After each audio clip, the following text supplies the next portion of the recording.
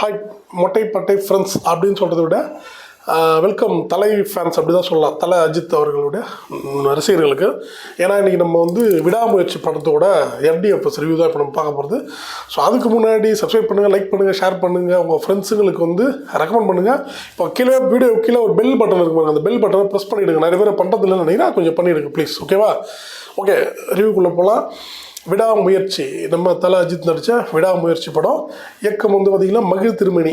நிறைய பேருக்கு அவர் சொல்கிறபடியே அவரோட படம் இதுக்கு முன்னாடி தடையறத்தாக்க அந்த படம்லாம் அவர் எடுத்திருக்காரு. அவர் வந்து கௌதம் வாசுதேவ் மேனோட அசிஸ்டண்டாக இருந்தவர் தான். அவர் தான் அந்த மகிழ் திருமணி டைரக்டர். மியூசிக் நம்ம அனிருத். மற்றபடி வந்து சொல்கிறதுக்கு பெருசாக யாரும் இல்லை. த்ரிஷா மேடம் நடிச்சிருக்காங்க, அர்ஜுன் சார் நடிச்சிருக்காரு. இதுதான் வந்து படத்தோட டைட்டில் கார்டு.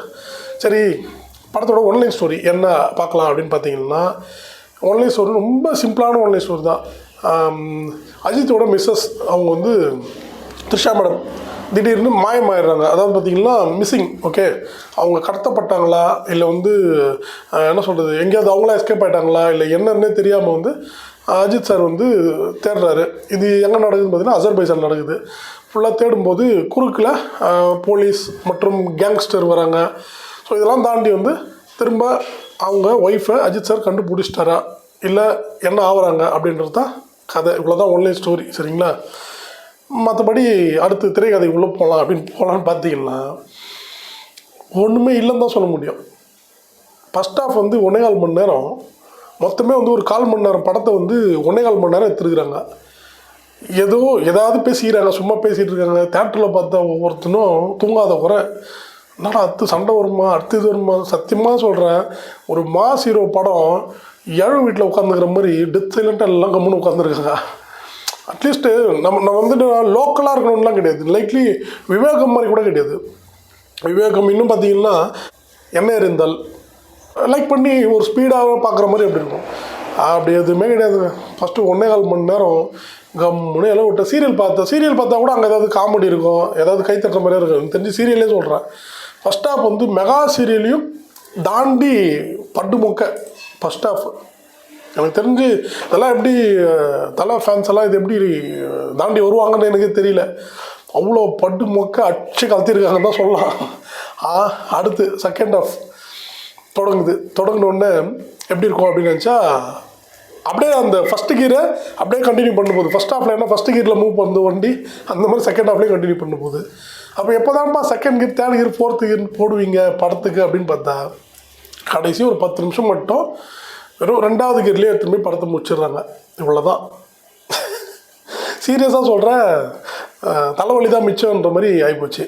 அதாவது வழக்கமாக வந்து ஒரு மாஸ் ஹீரோ படம்லாம் பார்த்தீங்கன்னு வச்சிங்களேன், சில படம் எடுத்தோடனே வந்து 5வது கீரில் தொடங்கும். அதாவது எடுத்தோடனே மாசான என்ட்ரி, சண்டை, கானா பாட்டு ஏதாவது அப்படி தான் தொடங்கும் இல்லையா? ஃபஸ்ட்டு கீரில் ஆரம்பித்து செகண்ட், தேர்டு, ஃபோர்த்து அப்படி சொல்லிட்டு 5த்துன்னு சொல்லிட்டு ஸ்டேஜ் பை ஸ்டேஜாக நல்லா ஒரு டெம்ப்டோடு போகும். இதுதான் வந்து மாஸ் ஹீரோ படம்னா நம்ம பார்த்துருக்கோம். ஃபஸ்ட்டு கீரில் தொடங்குச்சு ஃபஸ்ட் ஹாஃப் ஃபுல்லாக, செகண்ட் ஹாஃப்லேயும் ஃபஸ்ட்டு கீர்லேயும் மூவ் பண்ணி லாஸ்ட் 10 நிமிஷம் செகண்ட் கீரில் படம் முடியுது. இவ்வளோதான் ஸ்பீடு, படத்தோட ஸ்பீடு. அப்போ எப்படி இருக்குன்னு பார்த்துங்க.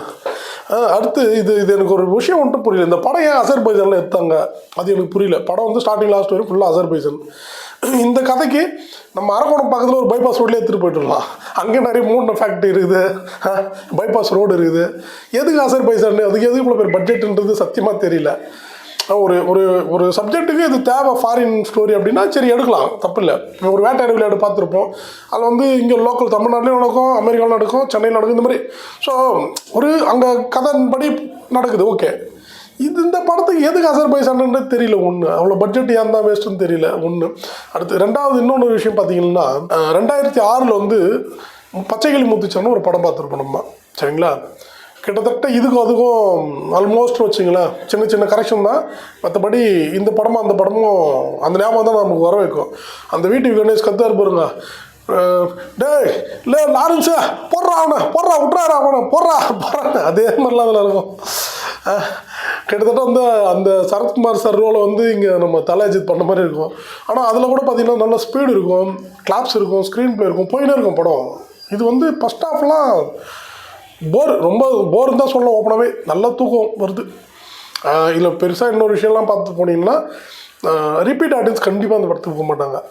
ஏன்னா இந்த ஒன்ஸ் பார்க்கும்போதே வந்து இதான் ஸ்டோரின்னு தெரிஞ்சு போச்சுன்னா ஒன்றுமே கிடையாது. அந்த கிளைமாக்ஸ் எவ்வளோ தானே அப்படின்னு தெரிஞ்சுன்னா ரிப்பீட் அப்படின்னு சுத்தமாக கிடையாது இந்த படத்துக்கு.